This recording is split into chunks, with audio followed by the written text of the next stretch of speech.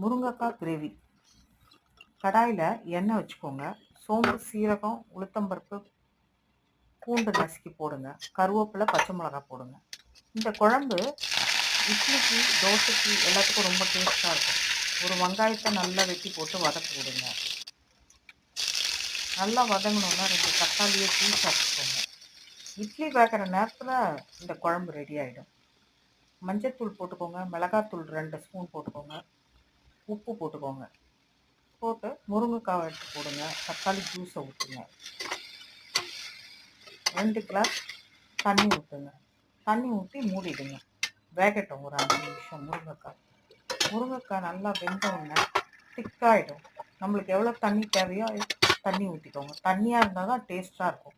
கொத்தமல்லி போடுங்க. மிளகு, ஜீரகம் பொடி போடுங்க. லைக் பண்ணுங்கள், ஷேர் பண்ணுங்கள், கமெண்ட் பண்ணுங்கள். மறக்காமல் சப்ஸ்கிரைப் பண்ணுங்கள்.